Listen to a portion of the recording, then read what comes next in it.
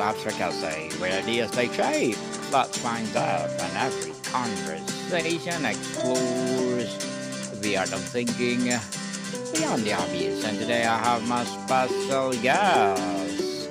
He's a photographer turned novelist, real stories, real craft, real takeaways, and the author of the book Double Exposure, none other than Mr. Kirk Voclain. Hey, glad to be here. Appreciate you having me. Welcome again, Mr. Kirk, once more on Africa. And can you please introduce more about yourself that I missed? Absolutely. I'm from Houma, Louisiana, which is about 50 miles southwest of New Orleans. Houma is kind of a little small town. I mean, if you look at just the city of, there's like roughly population 30,000. But if you take into consideration the whole parish, which is what the rest of the world calls counties, I draw from about 100,000 people in that whole area. So yeah, it's kind of a neat little market that we pull from, and I enjoy being a professional photographer. I've been doing it. I did my first wedding when I was 15 years old. That's over 45 years ago. So, I've been doing this forever. And thank you so much for doing that, Mr. Kirk, and for sharing your talents to the world, as well as your book. Thank you. And today let's talk about build a profitable studio in a small market. Tell us what it's all about. Okay, well, I mean, I like I said, I've been a professional photographer forever. I mean, I got my first camera by I was reading the back of a Kellogg's cornflakes box, and it said, "Save up your box tops and get a camera." And I told my mom, I was like, I want this camera, so keep buying these Kellogg's cornflakes. So she did. And now I was literally 8 years old when that happened. And I got a camera, and I remember taking pictures of my sister and taking pictures of flowers and, all kinds of things like that. And just thinking, man, this is just so much fun, Of course, the key word that you used a minute ago was profitable, because, again, I'm 8, 9 years old at this point, and I'm bringing a roll of film to the drugstore to get developed. And, you'd have to spend $10 or so to get that developed. And I wasn't making no money, So I kept thinking to myself, there's got to be a way to make money at this. So, first thing I needed to do was get some kind of a job, right? I mean, I got to get money because my mom and dad were not exactly, super wealthy people. And anyway, I got a paper route. I worked that paper route for like 6 months, and I saved every penny I could get, because I knew that if I was ever going to be a professional photographer, I mean, I couldn't use a little crappy Kodak Instamatic camera. I needed a real camera, right? Yes. So I remember I saved up $200, okay? And I remember this like yesterday, that I remember telling my dad that I got the money. Let's go to J.C. Penney's and let's get a camera. And so I went, and the camera was $200, just like that. And when the lady, ran up the bill, it was $210, she says. I was like, no. Look, 200. What? Why 210? She goes, tax. And I'm like, okay, this is like, I guess I'm about 14 years old at this point. And I'm like, major life lesson, taxes, that's always going to be on top of you. And, for your listeners, if you want to have a profitable business, do not forget, you will have to pay taxes. And always try to be my policy is I don't play no tax games. I am straight up 100% legit and honest to the penny. And, I've always been that way. And, I got audited once, and it was no sweat, because guess what? Yes. I was straight up honest. And that's what the auditor even said. He's like, well, we ain't got nothing here. Thank you very much for your time. So Uh, things like that is what you have to do to run a mm-hmm. profitable business. Now, taxes is Sure. just one of them, you know. Just a side funny note is that I borrowed that $10 from my father to be able to buy that camera because I had the 200, borrowed the $10. I still owe him for that $10, by the way. And he Mm-hmm. says that's his retirement. Anyway, but that's just a few little things about me and where I come from and how it all got started. So, Mr. Kirk, in double exposure, how do you connect photography over there? Oh my goodness. Well, I mean, double exposure. I mean, the thing about this book is that while I am not a spy, there's so many little elements in this book that's literally me. Okay. I mean, the background the spy uses to photograph the Secretary of State is a Denny background. And it's the same background that I use. Okay. I mean, I literally put the model, the exact model number if somebody wanted to go get the exact same background. Anyway, so it's just little things like that when it comes to photography and this book that are absolutely 100% straight up the same. You know, the type of camera he uses, same camera I use.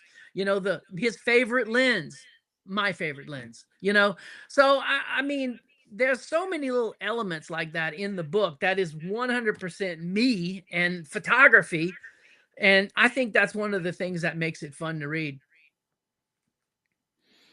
Definitely, yeah. And Mr. Kirk, many people are drawn to small markets for a lower overhead. But what are the less obvious strategic advantage of building a studio in a small market that people often overlook? Well, here's the thing. I think many young, and I almost got myself into this same trap when I first got started. The young entrepreneurs, people who are, you know, photographers, whatever business you're getting into, is do your absolute best to not get in debt. Okay. And that might sound like, oh, what? I had to get a loan from the bank. You know, I had to do this. Okay. There's a lot of things that you absolutely right. You have to do. I'll use me as an example. I bought a lens, for example. I was doing more and more weddings, and there's this one particular lens that was required, you know, at a wedding. That lens, by the way, even way back then, 30 years ago, was $2,500. And I didn't have $2,500 to drop on a lens. So I remember taking a credit card and buying the lens. And then every time that lens made money, you know, like if someone ordered a picture, for example, that was done with that lens, the profit from that was used to pay back the credit card bill, basically. So I didn't just pay the minimum on that credit card bill. There was some months where I paid hundreds and, you know, 500, $600 on that bill. There was some months where I only paid 20, $30 because what happened was what I was focusing on was making the lens pay for itself with the whole goal of do not get in debt. And that's one of the biggest mistakes that I think lots of people make when they try to, you know, they're creating a business. They get themselves so far in debt that they can't get out. And as a result, you know, it's bad for business. So, I mean, that is when people ask me, what's your biggest advice? Why were you successful? I tell them that all the time. Do not get in debt. Hmm. Yes, it's better not to get in that, people. Yeah. Better to improvise if Yeah. you can. What is the most critical mindset shift a professional must make when moving from a big city competitive mentality to small market community focus one? I think it's exactly what you said. It's the community mentality. You know, you gotta be. I'll use real estate photography as an example. And I know in the New Orleans market, for example, which I am not in the New Orleans market, and New Orleans is only 50 miles from me. You would think, golly, only 50 miles. But it's like that's a whole different world. That's the big city mentality.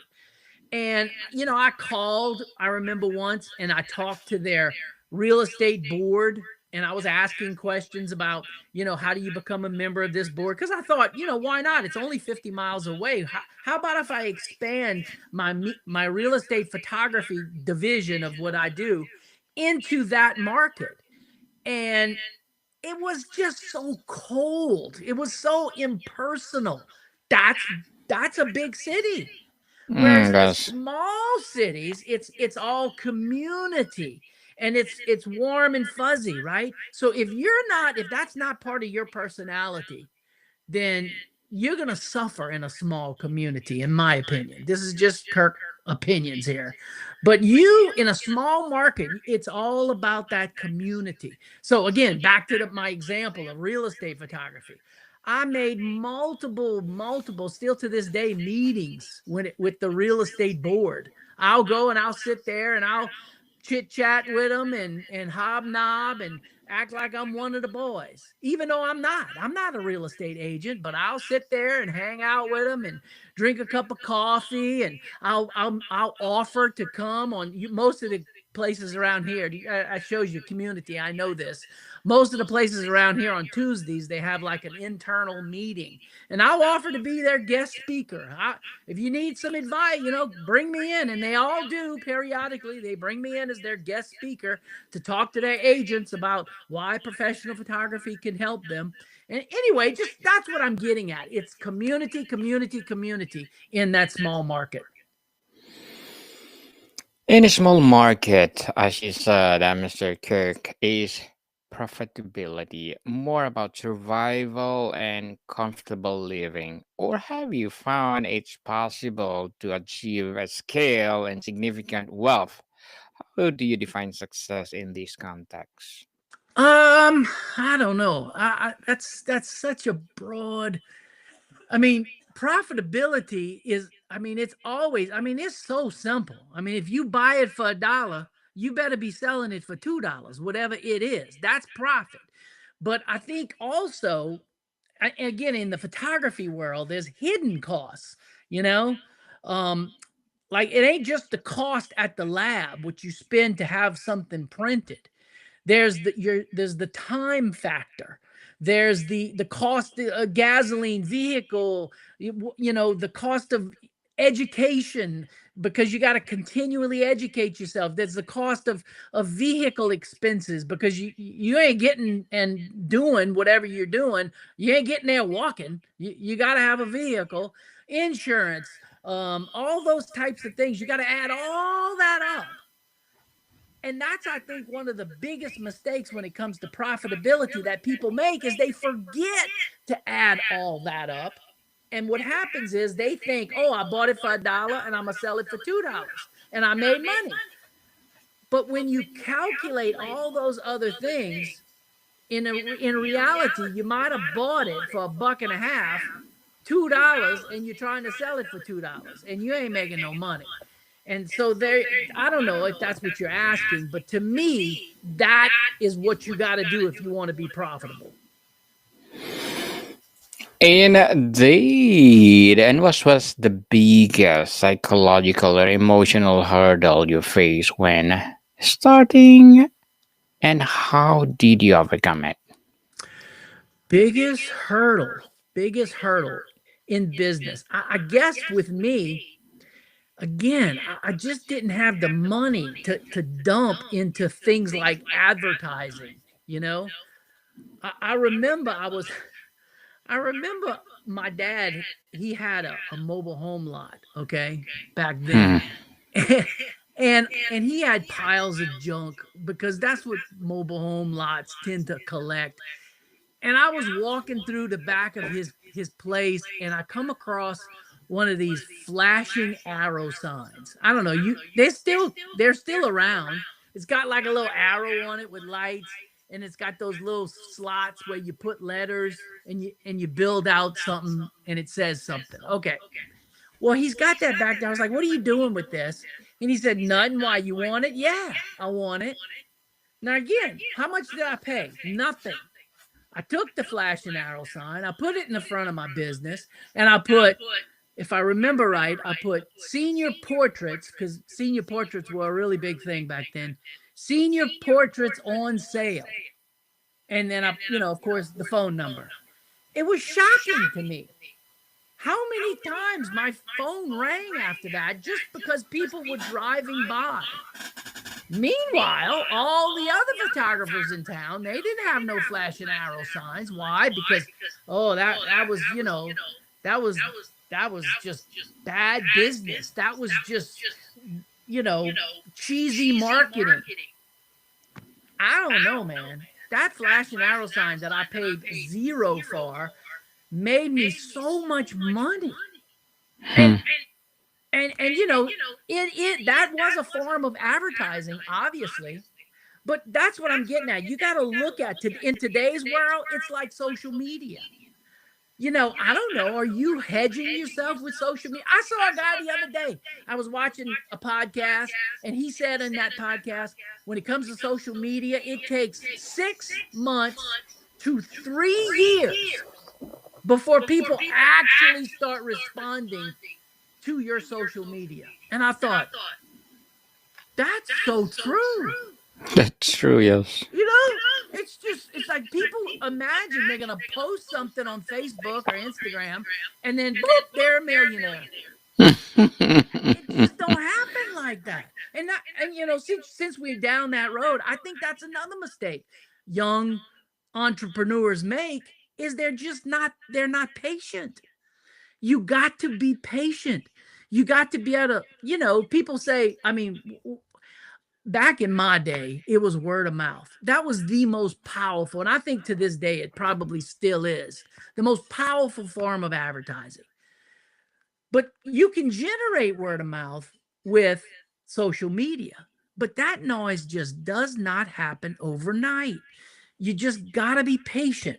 And so, there you go. That's another piece of advice, if you want, for listeners, is that, and you're starting out a business, don't get in debt and be patient. There you go. Patience is virtue, people.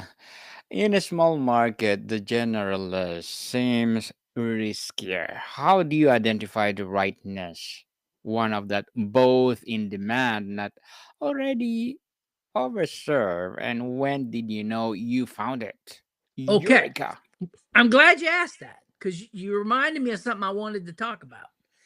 And that is that all too often, the mentality is if everybody else is selling blue balls, then man, I need to be selling blue balls because everybody is doing it.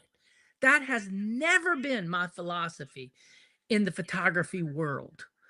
My philosophy was, what's the opposite of blue? Red? Well, if everybody else is selling blue balls, I'm going to sell red balls because nobody's doing that. And I am the only one. And, it's things like, again, I'm going back when I first got started. It was like black and white photography. That didn't exist when I first started.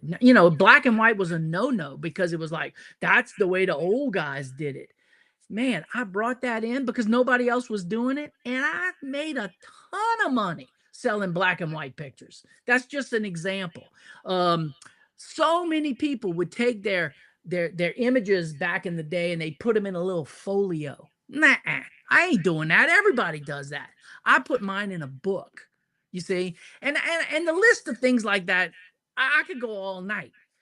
And that's what, to me, when you're looking for your niche, as you put it, what you got to do is you got to take into consideration what everybody else is doing, because you don't want to be, so left wing, so way out over in the other universe that people go, something's wrong with that guy. But that, by the same token, it's got to be related but opposite, so that what happens is you become the only one. You see what I'm getting at?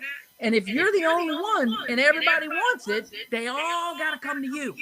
So to me, that is the angle that also a lot of people miss, is that they just follow the crowd. Don't do that.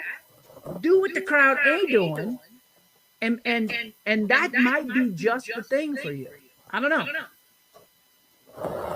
Definitely. What will be your passion will be what you want in life. I think Yeah. just do what is your passion and for sure you'll be successful. How do you navigate pricing in a small market where cost of living might be lower? Hmm. Now there is a place right there where you have to really decide who you are and what you're trying to do. And I'll use the restaurant industry as an example. If I was to tell you McDonald's is selling hamburgers for $20, most people would be like, what happened? What's wrong? I ain't buying that. It's too expensive. Okay. And you would be right. How much is a McDonald's hamburger? It's $1 in most scenarios. Okay. In New Orleans, at one time, Commander's Palace was considered the number one restaurant in the world. Well, in the United States, at least. It's not that right now, but at one time. And at that time, I actually went to Commander's Palace during that time. And on the menu, big as you please, was hamburger, $20. Now,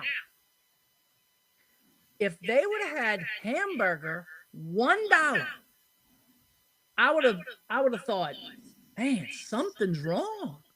What's wrong with this? Now, both of those hamburgers are the same. I mean, let's analyze them. They both got bread, right? They both got beef, lettuce, tomatoes, onions. Now, one might be smaller, but I mean, is it 20 times smaller? Is the McDonald's hamburger 20 times? No, it's not. It might be half the size. So theoretically, then it should sell for $10, right? No, it's still overpriced. Okay, well then the Commander's Palace hamburger should sell for $20, should sell for $2, right? No, that again, that also doesn't fit. So when it comes to pricing in your market, big or small, you've got to decide who you want to be. Do I want to be Commander's Palace, high end, fancy, number one restaurant in the whole country? Or do I want to be McDonald's? Now, there's advantages and disadvantages to both. Because while McDonald's only sells that hamburger for $1, they sell billions of them. Who makes more money, McDonald's or Commander's Palace? I can promise you, McDonald's makes way more money. So, but they do it on volume, see? So again, you kind of have to decide. You have to sit back. Whatever your product is, you might be selling cupcakes. It doesn't matter. Which one are you? Are you the high end or are you the low end? And I'll end this little bit about pricing by telling you the man's name was Irvin Kelly. You don't know him because he's not a famous guy. He was the front end alignment man at Terrebonne Ford, which is the Ford dealership, the local Ford dealership here where I live. One day he tells me, you know, Kirk, no matter what it is, if it's selling for $100, you're going to probably have one customer. But if you sell it for $1, you're probably going to have 100 customers. And when it comes to pricing, that's kind of it in a nutshell. Interesting, Mr. Kirk. Interesting indeed. And before we wrap up our discussion for today, I'm inviting you to please do listen to my other podcast, people. My other podcast, because my abstract essay is already in fifth season. Abstract poetry and second season. My Bible verses 101 in its first season. And book 101 review in fifth season too. Comedy 101 in second season. And my book 101 Food 101 in its fifth season as well. Geography 101 fourth season. I'm a baby podcast law 101 and mental health 101. Love letters in fourth season as well as movie 101 review and music 101 and science 101 and sex 101 in second season. So, Mr. Kirk, tell us about your book.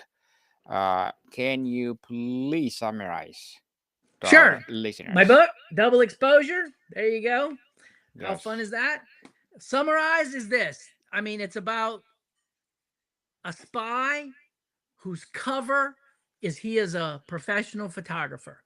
Because when you're a professional photographer and you got confidence and a camera around your neck, you can go anywhere and you can do anything. And that's real life. That I have personally experienced. And so in my book, The Spy, that's his cover. And he's on a routine assignment to photograph the Secretary of State. And he realizes there's a problem that his agency, it seems like his agency is trying to frame him. And that as a result, they're going to try to do away with him. And so he has to turn the tables on this whole thing. And it's a trek through New Orleans and Vienna and Mexico and, Puerto Rico. And I mean, he goes all over the place.